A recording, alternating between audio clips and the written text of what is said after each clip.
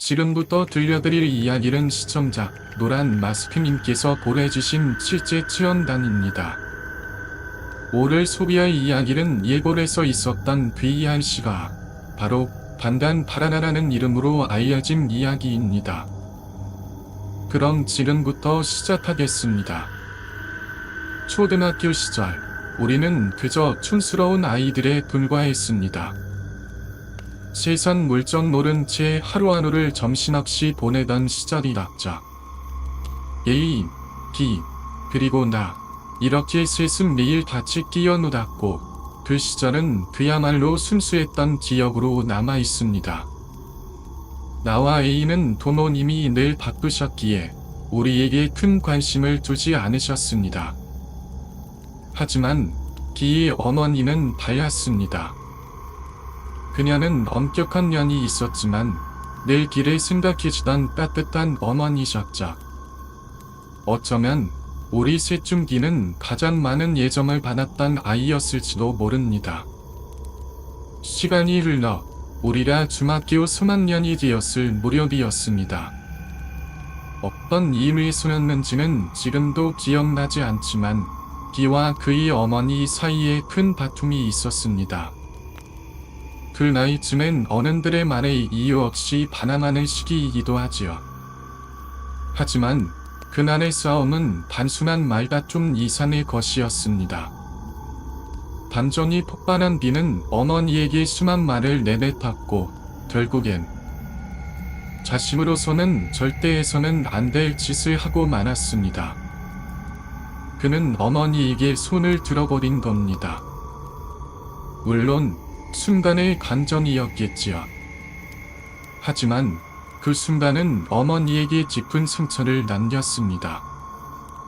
늘 아들을 위해 헌신해왔던 그 어머니에게는 감당하기 힘든 충격이었을 겁니다. 그날 저녁 일을 마치고 집에 돌아온 B의 아버지는 거실에 누워있는 아내의 모습을 보고 경악했습니다. 그녀는 헝클어진 머리에 찢긴 옷 그리고 멍이 든 얼굴로 소파에 앉아 있었죠. 그 모습을 본 B의 아버지는 참지 못하고 소리쳤습니다. 미친 새끼. 이라 내 엄마한테 이딴 짓을 해? 넌 짐승이냐? 내 엄마가 널 얼마나 생각했는지 알긴 아냐. 그의 말에는 분노와 절망이 섞여 있었습니다. 하지만 B는 그런 아버지의 말에도 반항하며 되받아쳤습니다. 닥쳐. 나도 이제 어른이다. 내가 뭘 하든 간섭하지 마. 그는 여전히 눈 하나 탐짝하지 않고 대들었죠. 그 말에 아버지는 잠시 멍한 표정을 지었습니다. 하지만 곧 담담하게 입을 열며 그토록 다정했던 얼굴에서 웃음을 거두고 차분하게 말했습니다. 그래, 너 지금 무섭지 않아. 아무것도 두렵지 않겠지. 그렇다면 하나 보여줘봐라. 내 안에 뭐가 있는지. 내 엄마가 너를 얼마나 사랑했는지 너도 알잖아. 하지만 지금 내가 저지른 짓을 보면 나도 이제 더 이상 아버지로서만 너를 대할 수는 없겠다. 이제부턴 아버지가 아니다. 한 명의 어른으로서 그리고 타인으로서 말하겠다. 잘 들어. 잠시 침묵이 흘렀고 그 아버지는 마지막으로 이렇게 말했습니다. 참고로 내가 이렇게까지 말하는 건 내가 죽어도 상관없다는 뜻이다. 순간 기세등등하던 B는 말문이 막혔습니다. 그는 지금껏 한 번도 본 적 없는 아버지의 차가운 눈빛 앞에서 움찔했고 그 말은 그의 마음속 깊은 곳까지 파고들었습니다. 그런 아버지가 조용히 말을 이었습니다.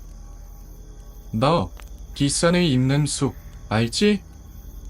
아무도 들어가지 않는 그 숲 말이다. 거기 들어가봐. 안쪽까지 깊이 들어가면 알게 될 거다. 거기서도 지금처럼 아무렇지 않게 불 수 있을지 한번 해봐라. 그 숲은 마을 뒷산 중에서도 특히 깊숙한 곳에 자리한 수토로 평범한 나무들로 우거져 있었지만 이상하게도 사람들의 발길이 닿지 않는 곳이었습니다. 길도 없었고 동물도 거의 없으며 나무는 멋대로 자라나서 숲길을 찾기조차 어려웠습니다. 깊숙한 곳으로 들어가면 어느 순간 철조망으로 막힌 출입 금지 구역이 나타나는데 이유는 알 수 없지만 그곳은 절대 들어가선 안 되는 장소로 여겨졌습니다. 실제로 가본 사람들의 말에 따르면 그 철조망은 조잡하게 엮여 있었고 2m 높이의 녹슨 철책에는 시대 나는 부적들이 벅지벅지 붙어 있었으며 그 시대마다 작고 큰 방울이 매달려 있어 바람이 스치면 기분 나쁜 소리를 냈다고 합니다. 그 방울은 주술적 의미를 가진 종이라고도 했지요. 간혹 무당들이 몇몇 사람들과 함께 그곳에 간다는 소문도 있었지만 무엇을 하는지는 아무도 알지 못했습니다. 세간에는 그곳이 사이비 종교의 셈의 수용소라는 이야기가 돌았지만 숲 깊숙한 곳이라 거리도 멀고 길도 없어 아이들조차도 호기심을 자제할 정도였습니다. 그래서인지 실제로 그 안에 들어가 봤다는 사람의 이야기는 거의 들을 수 없었습니다. 결국엔 이상한 종교 집단이 있다는 말이 맞나보지 하며 대충 넘기는 곳이었습니다. 기의 아버지는 조용히 그곳에 가보라는 말만 남기고 저는 아무 말 없이 아내를 부축해 2층으로 올라갔습니다. 그렇게 이야기는 끝났고 기는 나를 불러내 이 모든 이야기를 털어놓았습니다. 야, 금숲.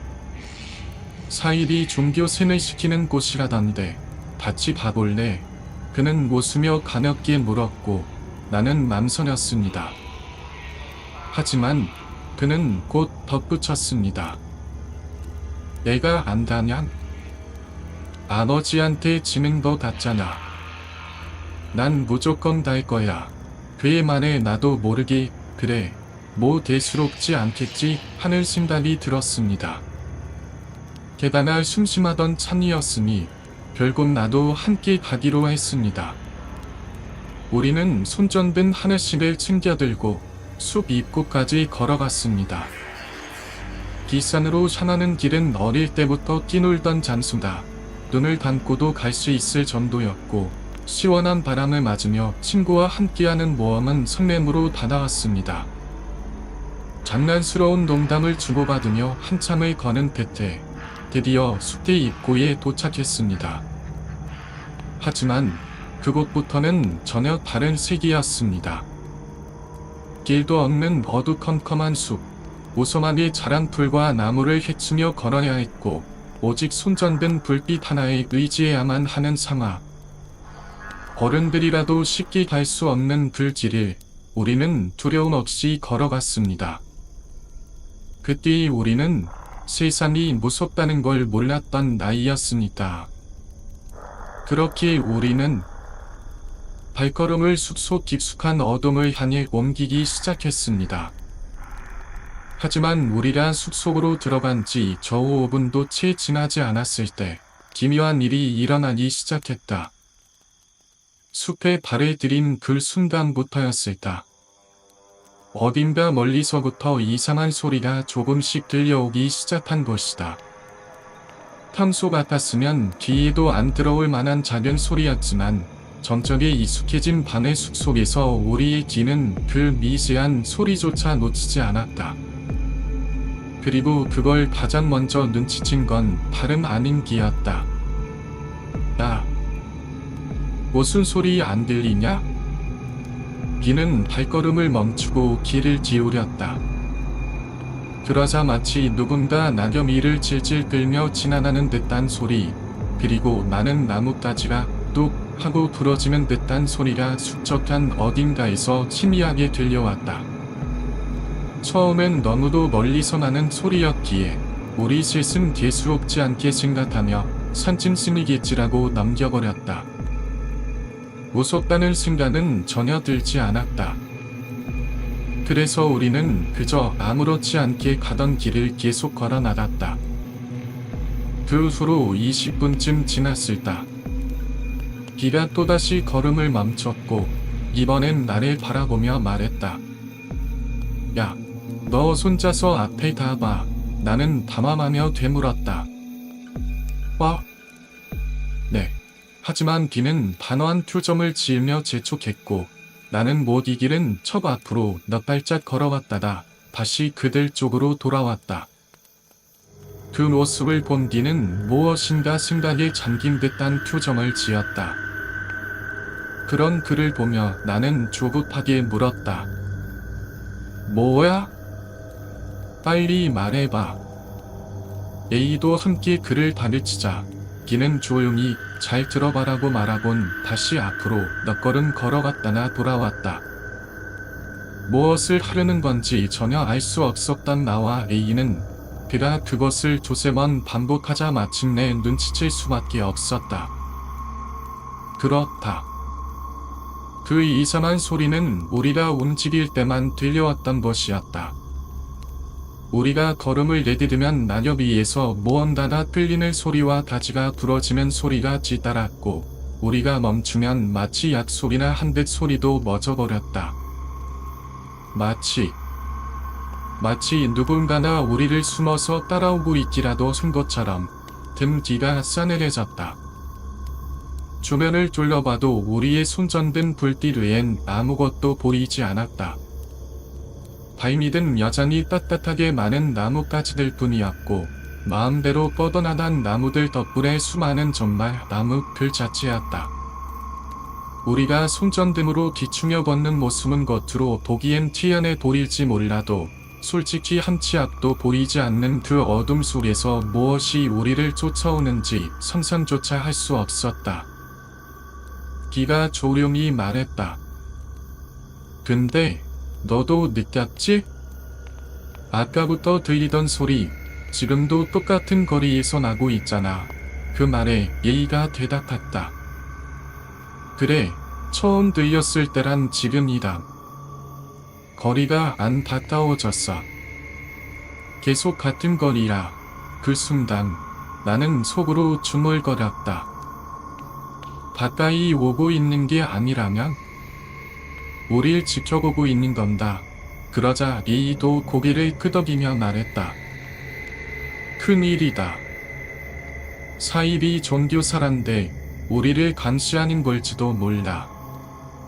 하지만 이상한 점은 들려오는 소리가 여러 명이 내는 소리가 아니었다는 점이었다. 분명 단 한 사람, 딱 한 명이 우리를 일정한 거리를 유지하며 쫓아오고 있었다. 그 이상 정체를 확인해보는 건 위험하다고 판단한 우리는 굳이 어설프게 길을 켜볼 생각은 하지 않기로 했다.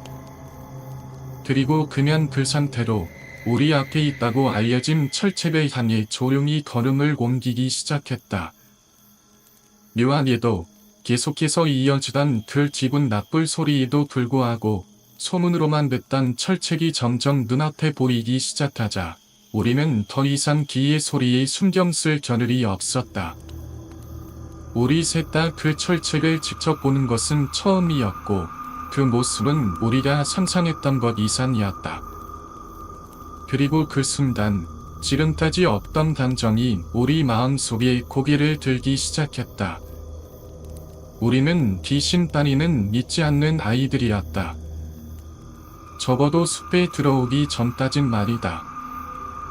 하지만 지금 우리 눈앞에 서 있는 것은 키의 두 배는 족지되는 녹슨 철책과 조잡하게 엮인 철조망, 그리고 그곳에 붙어있는 시대와 바람에 흔들리며 소름 끼치는 소리를 내는 방울들. 그 조합이 주는 압박감은 상상을 초월했다. 그 순간 우리 뇌리에는 하나의 직감이 스쳐갔다. 이 안에 있는 건 사이비 종교의 건물 단위가 아니다. 뭔가 훨씬 더 위험한 게 있어. 우리 셋은 동시에 믿었다. 이곳은 절대 있어서는 안 되는 장소라는 것을. 예의가 두려움에 찬 목소리로 말했다. 야, 우리 진짜 이 안에 들어가는 거라. 하지만 기는 무서움을 애써 감추며 화를 냈다. 시끄러. 여기까지 와놓고 그냥 돌아가자고? 그럴 거면 예초에 왜 왔는데? 그렇게 말한 기는 우리가 가져온 도구를 꺼내 철책을 자르기 시작했다. 나와 A는 처음엔 머뭇거렸지만 곧 B를 도와 함께 철책에 손을 대었다. 철책에 손을 대자 그 움직임으로 인해 밤의 정적을 깨는 바물 소리가 퍼져나갔다. 그 소리는 생각보다 훨씬 날카롭고 오싹한 공기를 타고 우리를 휘감았다. 우린 처음엔 철책을 자를 수 있을 거라 생각했지만 금세 깨달았다.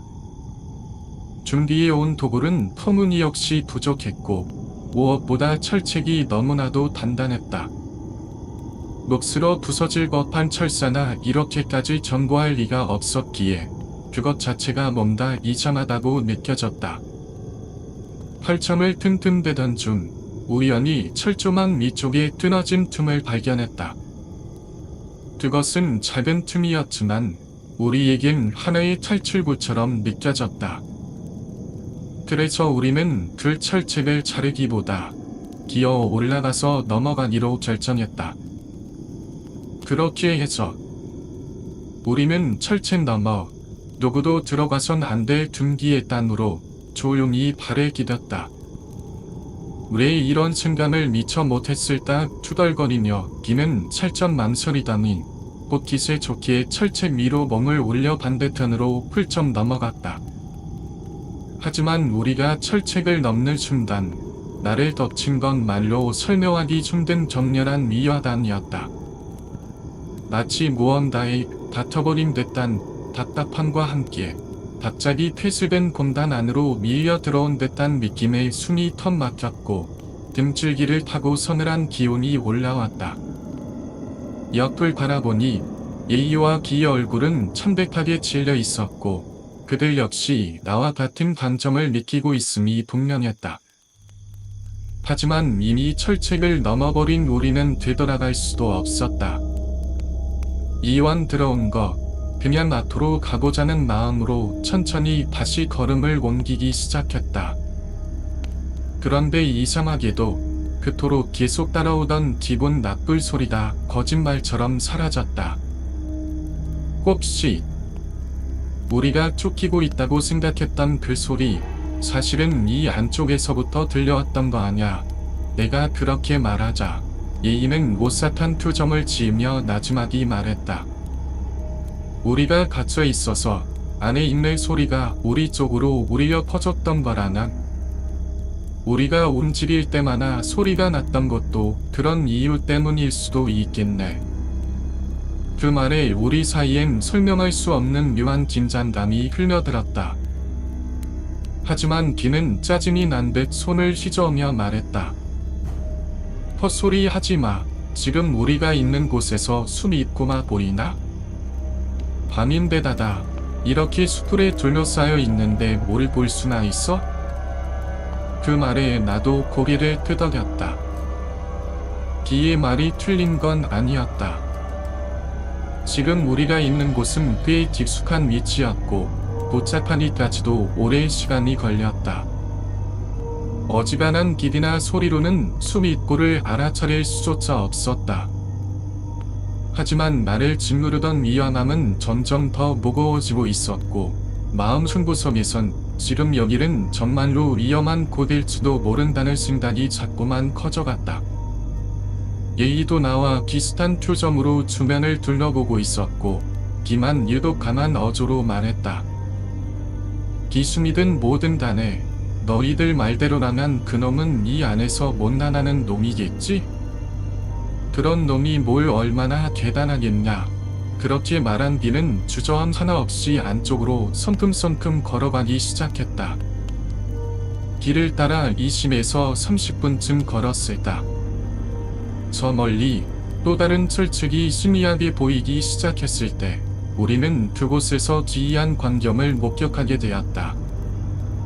6그루의 나무가 원을 이루듯 서 있었고 그 나무들 사이에는 거대한 밧줄 애신에 나와 다 걸려 있었다. 우리는 그것을 보는 순간 말문이 막혔다. 시메나와는 주술적 의미를 지닌 밧줄로 일본에서 특정 장소를 신성하게 구분하거나 나쁜 기운을 차단하는 데 사용되는 물건이다.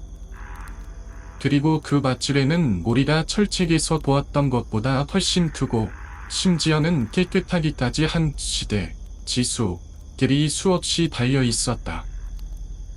그리고 그 나무들의 중심에는 나무 상자 하나가 조용히 놓여 있었다. 상자를 보는 순간 알 수 없는 공포감이 온몸을 휘감았다. 우리는 그저 철없는 아이들이었지만 시메나와나 사용되는 장소가 결코 평범하지 않다는 것 정도는 알고 있었다. 높은 철책과 철조망, 출입 금지 경고, 그리고 지금 우리 앞에 놓인 이 상자, 이 모든 것의 중심엔 저 상자가 있다는 것을 우리의 몸이 먼저 알아차리고 있었다. 야, 너희 아버지가 말한 게 이거 아니야. 내가 조심스레 말하자. 기는 반갑게 웃으며 대답했다. 꼭 나쁜 게 아닐 수도 있잖아. 혹시 보물 같은 거면 어쩔 건데. 그렇게 말하며 그는 허리를 숙여 시메나와 밑을 지나 상자 앞으로 달아났다. 나와 리는 비의 행동이 너무 불안했지만 결국 우리도 그를 따라 나섰다. 상자는 세월의 흔적이 고스란히 담겨있는 곰팡이 투성이었고 산소 깊은 곳에서 오랜 시간을 버텨온 것처럼 보였다. 뚜껑은 위쪽이 뚫려 있었지만 바로 안에엔 또 다른 판자가 가로막고 있어서 내부를 볼 수는 없었다. 그보다 더 이상했던 건 상자의 내면에 바깥 다른 모양의 문양이 흰색으로 새겨져 있었다는 점이었다. 옛날 귀족 가문이 사용했을 법한 듯한 문양들이었고 모두 다른 형태였다. 같은 모양은 단 하나도 없었다. 나는 상자를 직접 만지는 것을 꺼리며 조심스레 둘러보았고 기에게 함부로 만지지 말라고 주의를 주었다. 하지만 기는 그런 말을 무시한 채 상자를 툭툭 건드리기 시작했다. 신기하게도 그렇게 흔들어댔음에도 불구하고 상자는 전혀 움직이지 않았다. 마치 바닥에 단단히 고정된 것처럼 꿈쩍도 하지 않았다. 안에 뭐가 들었는지 볼 수 없을까 하는 생각에 우리는 상자의 구석구석을 살폈고 결국 뒷면이 열릴 수 있도록 되어 있다는 걸 발견했다. 여기 떨어지네. 기가 조심스럽게 판자를 떼어내자 우리는 쪼그려 앉아 상자 안쪽을 들여다보았다. 안에는 도자기로 된 병 4개가 모서리에 놓여 있었고 그 안엔 액체가 들어있었다. 상자 중앙에는 이상한 모양의 시계 같은 물건 5개가 기묘하게 비열되어 있었다. 그것들은 서로 맞물리게 배치되어 있었고 각 시계의 끝자락은 진한 붉은색으로 칠해져 있었다. 이건 뭐야? 이 시계는 또 뭐고? 나는 분당하다는 듯 중얼거렸다. 그러자 이는 도자기병을 가리키며 말했다. 저거 페트병 아니냐? 안에 뭐가 들어있어? 더럽게 생겼다. 기는 헛웃음을 지으며 말했다. 여기까지 와서 고작 페트병? 진짜 겁지려고 한 거 아니야. 나와 메이는 도자기병을 만질 생각조차 하지 못했지만 기는 그중 하나를 들어 코에 다져마 냄새를 맡기 시작했다. 별다른 냄새는 나지 않았다.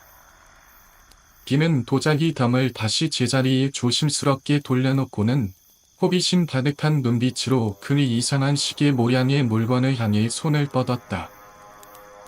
그때였다.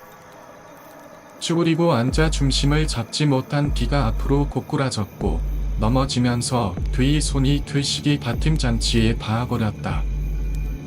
그렇게 서로 맞물려 정렬돼 있던 시계의 비열이 흐트러졌다. 그 순간 마치 금기를 어긴 대가라도 되는 양 딸랑 딸랑 달랑달랑 달랑달랑 우리가 들어왔던 방향과 반대편에 있었던 희미한 철책 쪽에서 바물 소리가 미친 듯이 울려 퍼졌다. 점점이 익숙해졌던 몰이 귀를 찢듯이 울리는 그 날카로운 소리에 우리는 반사적으로 비명을 지르며 자리에서 벌떡 일어났다. 누구야? 야, 가지 마. 안 돼. 가지 말자. 예이와 나는 피닉에 빠져 소리쳤지만 이미 귀는 바물 소리가 울린 방향으로 몸을 던지듯 달리고 있었다. 하지만 잠시 후 그는 마치 벽이라도 마주친 듯 철두번 멈춰 섰고 손전등을 앞으로 뒤친 채 그대로 얼어붙어 있었다. 아 진짜. 멈출 거면 왜 뛴 거야. 다마만 나와 예이는 급히 그의 곁으로 달려갔고 그의 얼굴을 마주한 순간 우리도 숨이 멎는 듯한 공포에 사로잡혔다. 귀에 손전등 불빛이 가리치고 있는 곳 그 어두울 숲속 나무 밑둥 아래 거기엔 입을 양옆으로 지형적으로 찢어벌리고 썩은 듯한 이빨을 드러낸 채 우리를 응시하고 있는 무지한 여자의 얼굴이 있었다. 그녀는 말없이 무표정한 얼굴로 우리를 보고 있었다. 어느 누구도 신호를 주지 않았지만 우리는 동시에 발길을 돌려 철책을 향해 전속력으로 뛰기 시작했다. 법에 질린 우리는 서로를 돌아볼 틈도 없이 오직 살아야 한다는 본능이 이끌려 달렸다. 기와 나는 철책을 붙잡고 미친 듯이 지어 올라 바깥으로 몸을 던졌다.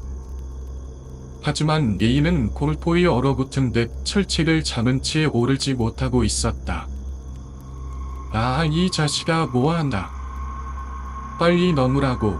우리가 철책 너머에서 미친 듯이 소리치자 예이도 겨우 정신을 차리고 몸을 움직이기 시작했다. 아, 씨, 저거 뭐야. 너도 봤지? 그게 사람 얼굴 맞았지? 진짜 봤지?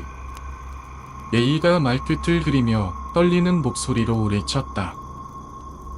그 순간 딸랑 딸랑 달랑달랑 바물 소리는 점점 가까워졌고 처음엔 멀리서 들리던 그 소리가 이제는 철책 바로 앞에서 들릴 정도로 커져 있었다.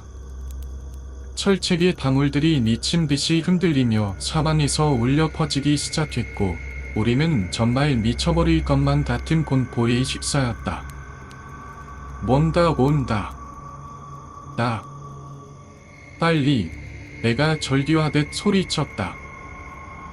그제야 A는 무아지경이 되어 철책 위를 기어올랐고 마침내 꼭대기까지 도달했을 때 우리 셋의 시선은 더 이상 A가 아닌 철책 아래쪽을 향하고 있었다.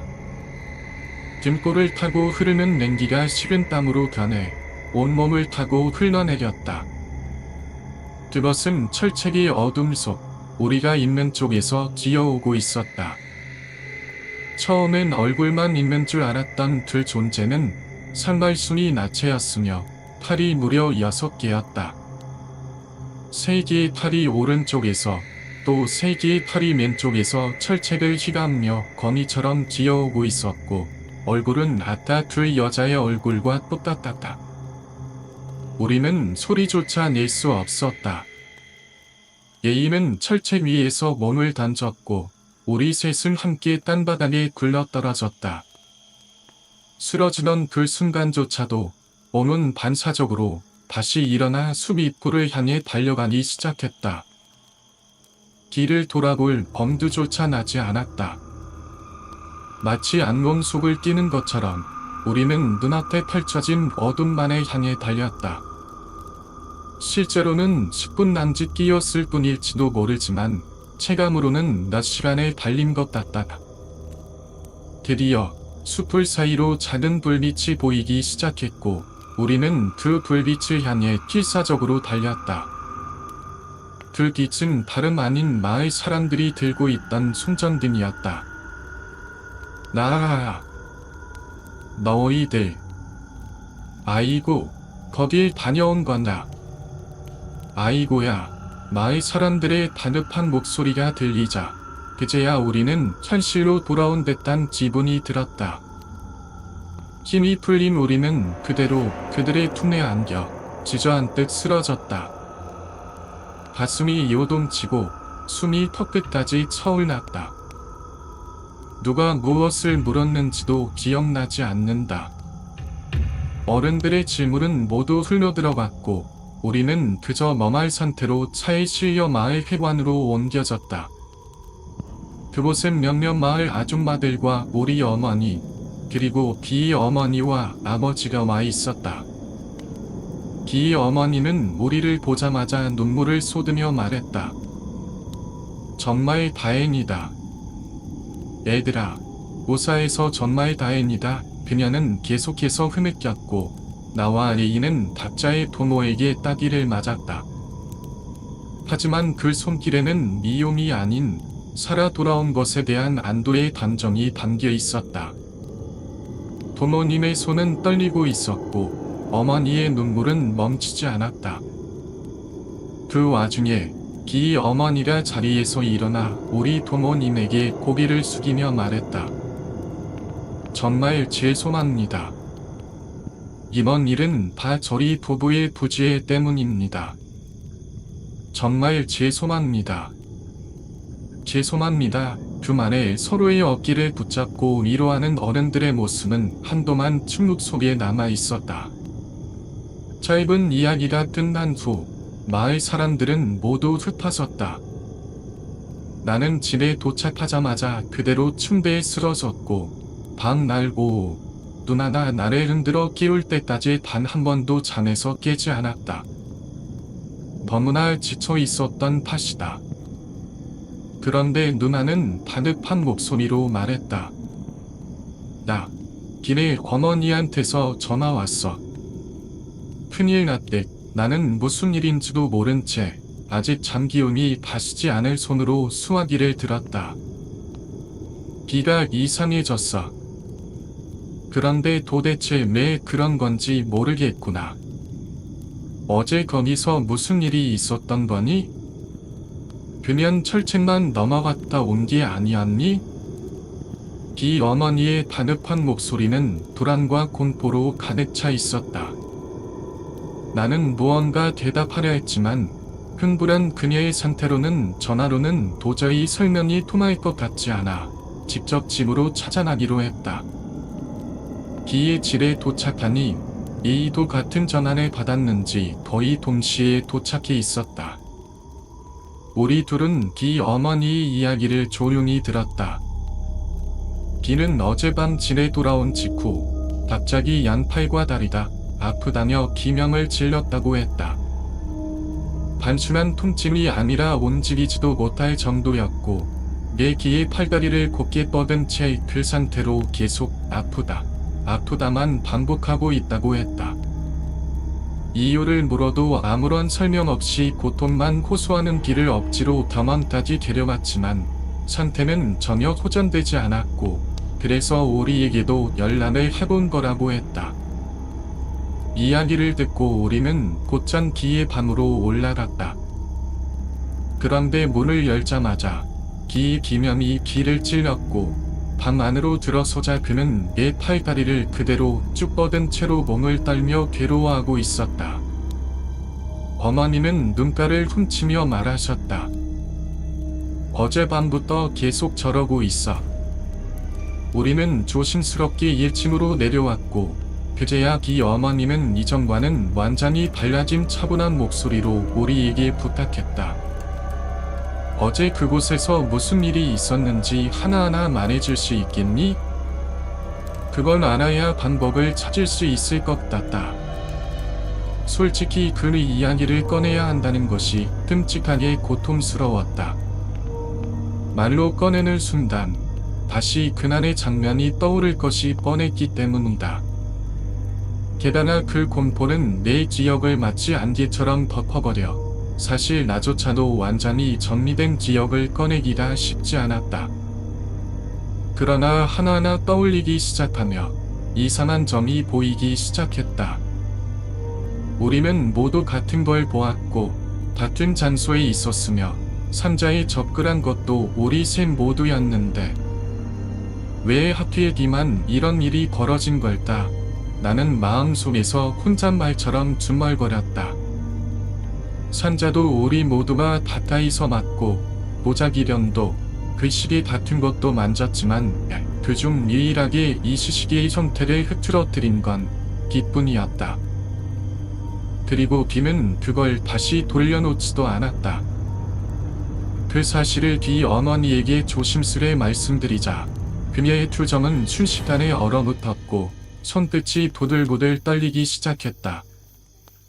그리고는 말없이 서랍에서 종이 한 장을 꺼내더니 거기에 적힌 번호로 전화를 걸었다. 나는 그녀의 표정에서 단순한 걱정을 넘어선 공포라는 감정을 보았다. 저쪽에서 받아주시겠대. 당장 출발해야 너희 집에도 연락해 둘게. 내일 모레 우리 집으로 다시 와줘. 비 어머니는 단호하게 말했다. 그 말이 무슨 뜻인지 알 길이 없었지만 우리는 곧장 집으로 돌아갔다. 집에 도착하자 어머니가 조용히 짐을 싸고 있었다. 어디 가는 거야? 무슨 일이야?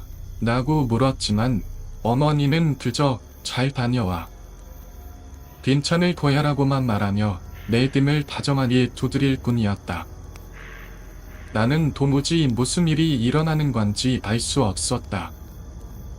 다음 날 나는 리이와 함께 비 어머니와 차를 타고 출발했다. 비는 이미 먼저 출발했다라는 말이 귀에 맴돌았다. 몇 시간 동안 차를 달려 어느 역에 도착했고 거기서 다시 신칸센을 탔다. 신칸센을 타고도 몇 시간은 더 달렸을 것이다. 다시 차로 산길을 수없이 돌고 나서야 내 딴 산속에 자리한 마을이라 부르기도 민망한 작은 불안리에 도착했다. 우리가 안내받은 곳은 크고 낡았지만 구조가 정돈된 오래된 집이었다. 창고와 별채까지 갖춘 기이할 정도로 튼튼해 보이는 집. 비 어머니가 초인종을 누르자 커다란 체격의 남자와 어린 여자 하나가 문을 열었다. 남자는 양복 차림이었고 첫인상은 무섭고 위협적이었다. 소녀는 우리보다 2-3살 정도 나이가 많아 보였고 흰 저고리에 붉은 치마를 입은 무단의 복장을 하고 있었다. 개와 도중 들려온 이름 아오이 탄조하고 그녀의 이름은 마치 이 세계의 것이 아닌 듯 낯설고 무거운 울림을 가지고 있었다. 비 어머니와 남자는 익숙한 대화를 나누었고 그 남자나 소녀의 큰아버지라는 것도 알게 되었다. 우리는 넓은 방으로 안내되었고 거기서 아무런 설명도 없이 자리에 앉게 되었다. 아드님은 지금 안정을 취하고 계십니다. 이 아이들이 함께 갔던 친구들이군요. 남자나 우리를 바라보며 말했다. 그리고는 조용히 우리 일이 요청했다. 그날 있었던 일을 하나도 빠짐없이 이야기해 주세요. 무슨 일을 했고 무엇을 보았는지. 그렇게 우리는 차례대로 그날의 일을 설명했다. 그리고 이쑤시개 이야기에 이르자 남자의 표정이 갑자기 굳어졌다. 뭐라고? 지금 뭐라 했지? 그것에 손을 댔다고. 그의 목소리는 벼락처럼 쏟아졌고 우리는 말문이 막혀버렸다. 소녀가 조용히 그의 옆에서 말했다. 산자 주변에 있는 작은 나무 잔치는 정해진 형태를 유지해야 합니다. 그 형태가 흐트러졌다면 그건 매우 중요한 문제입니다. 나는 떨리는 목소리로 말했다. 기다 손을 댔고 모양을 바꿨어요. 다시 원래대로 돌려놓지도 않았고요. 그 말에 소녀는 한숨을 쉬며 말했다. 누가 만졌는지보다 중요한 건 형태를 바꿨느냐입니다. 그건 단순한 실수가 아니에요. 경기를 어긴 것이죠. 우리는 점점 더 판단할 수 없는 세계에 발을 들여버렸다는 사실을 실감하고 있었다. 아무런 감정도 실리지 않은 듯한 마치 공기처럼 건조한 목소리로 아오이는 질문을 계속 이어갔다. 나와 A는 서로의 얼굴을 한번 마주보며 맘서렸고 이내 조용히 대답했다. 그건 비였어라. 그 말이 끝나자 아저씨는 깊고 무거운 한숨을 길게 내쉬었다. 그리고는 비의 어머니를 바라보며 조심스럽게 말을 꺼냈다. 어머님, 정말 유감입니다. 죄송합니다. 하지만 비구는 이제 어떻게도 할 수 없습니다. 그 한마디는 공기마저 얼어붙게 만들었다. 어떻게도 할 수 없다. 그 말이 의미하는 것이 무엇인지 곧바로 이해할 수 없었다. 비의 어머니는 입을 벌린 채 아무 말도 하지 못했고 그저 서곤만을 만연히 바라보았다. 우리 역시 숨소리조차 숨긴 채 말을 잃고 말았다. 어떻게도 안 된다는 말이 왜 이렇게 무겁고도 잔인하게 들리는 걸까? 아저씨는 우리가 아무 말도 하지 못하는 모습을 보며 한숨을 섞어가며 조심스럽게 입을 열었다. 이제 너희가 본 그것에 대해 이야기해주겠다. 그 이야기는 오랫동안 사람들 사이에서 구전으로만 떠돌아왔던 이야기였다고 한다. 어떤 이들은 그것을 난리자라 혹은 난리다라라고 불렀고 또 다른 사람들은 반단자라 혹은 반단다라라고 불렀다. 명칭은 시대와 지방 그리고 가문에 따라 달랐다고 했다. 지금은 대부분 반단이 나라고 불리지만 아저씨처럼 특정한 전통 가문에서는 여전히 반단다라라 부른다고 한다. 그것은 단순한 괴담이 아니다. 신화의 가까운 전설이었다. 사람을 잡아먹는 커다란 뱀이 한 마을을 위협하던 시절 마을 사람들은 결국 무단의 가문의 도움을 청하게 된다. 요청을 받은 무단 가문은 반대 가장 강력한 힘을 가진 어린 무단 하나를 보냈고 그는 두려움 없이 그 거대한 뱀에게 맞서 싸웠다. 하지만 싸움은 순탄치 않았다. 무단은 용맹했지만 결국 펄을 찔려 하나심의 뱀에게 물어뜯기고 만다. 그럼에도 그는 마을 사람들을 위해 끝까지 온 힘을 다해 요술을 부렸다. 그러나 마을 사람들은 더는 그를 지켜볼 수 없었다. 힘을 잃은 무단이 결국 죽을 거라는 판단 아래 벤에게 말했다. 우리가 이 무단을 산 제물로 바칠 테니 더 이상 우리를 해치지 말아단다. 뱀은 기꺼이 그 제안을 받아들였다. 그 어린 무단의 강한 힘을 흡수하려는 속셈이었을 것이다. 마을 사람들은 어린 무단의 팔다리를 잘라내 벤에게 바쳤고 그렇게 무단은 고통 속에서 죽어갔다. 마을은 탐험을 되찾은 듯 보였지만 곧 전혀 다른 공포가 시작되었다. 얼마 지나지 않아 마을 사람들은 하나둘 죽기 시작했다.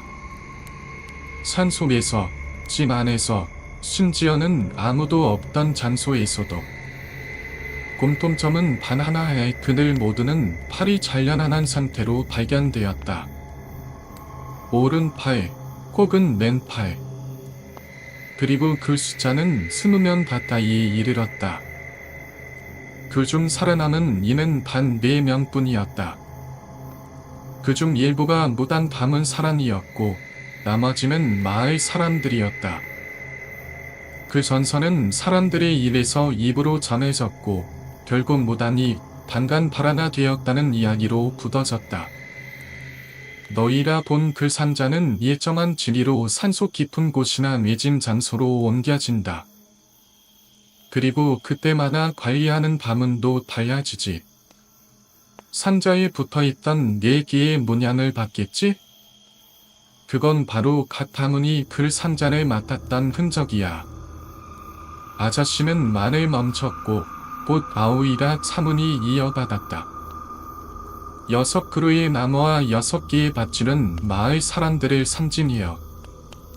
그리고 그 중심에 놓인 6개의 나무 조각은 무당 가문을 뜻하지요. 4개의 도장이 담은 살아남은 4사람을 의미합니다. 그리고 그 나무 조각들이 놓인 형태는 억울하게 희생된 무당의 몸을 형상화한 것입니다. 하지만 왜 그런 형태로 도민되어 있는지, 어떻게 그렇게 되었는지 정확히 아는 사람은 저희 가문에도 없습니다. 그 이야기를 들으면서도 머릿속에선 이해가 되지 않았다. 마치 말도 안 되는 민담이나 이상한 전설을 억지로 현실에 들이밀린 기분이었다. 하지만 이상하게도 어젯밤 우리가 겪었던 일들을 생각하면 그런 말도 안 되는 이야기가 차라리 더 현실적이라는 생각마저 들었다. 이야기는 끝나지 않았다. 그리고 우리의 안몸도 아직은 끝나지 않은 듯했다. 질문을 하고 싶어도 이해한 게 하나도 없으니 무슨 질문을 해야 할지도 알 수 없었다. 머릿속은 채하얗고 말문은 닫힌 채 우리는 그냥 그 자리에 멍하니 앉아 있을 수밖에 없었다. 그런 우리의 모습을 본 아저씨가 천천히 입을 열었다. 여튼 아주머니, 아무리 우리가 관리하는 쪽이라 해도 이건 이미 어쩔 수 없는 일입니다. 그 나무 조각만 건드리지 않았어도 어떻게든 손 쓸 수 있었을지도 모르지만 지금으로서는 아저씨는 잠시 말을 멈췄다나 조용히 말했다. 죄송하지만 아드님은 포기하셔야 할 것 같습니다. 그 말을 들은 기 어머니는 동공이 풀린 채 말을 잇고 그저 바닥만 멍하니 바라보다가 갑자기 아저씨의 바지타랑이를 붙잡고 울음을 터뜨리며 애원하기 시작했다. 제발요. 제 말 어떻게든 좀 해주세요. 다 제 탓이에요. 제가 잘못했어요. 제발. 제발요. 그러나 아저씨는 안타깝다는 듯 고개를 떨군 채 조용히 대답했다. 저희도 어떻게든 도와드리고 싶지만 너희도 받지 않느냐. 그게 바로 걔네게 먹힌 무단이다. 내가 본 그 선반신 그리고 나무 조각들의 의미를 모르겠느냐? 그 순간 나와 리이는 동시에 서로를 쳐다보았다. 우리는 확실히 기억하고 있었다. 우리가 본 건 오직 선반신뿐이었다. 그것도 벌레처럼 지기하게 생긴 끔찍한 선반신. 저희가 본 건 선반신뿐이었습니다. 우리는 떨리는 목소리로 그렇게 대답했다. 그 말에 아저씨와 아오이는 동시에 눈을 크게 뜨며 놀랐다. 뭐라고? 너희가 나무 조각을 흩뜨려 놨잖느냐? 그렇다면 분명히 하단신도 보렸어야 하는데. 아오이가 빠르게 말을 이어갔다. 정말로 하단신이 없었습니까? 그럼 팔은 몇 개였습니까?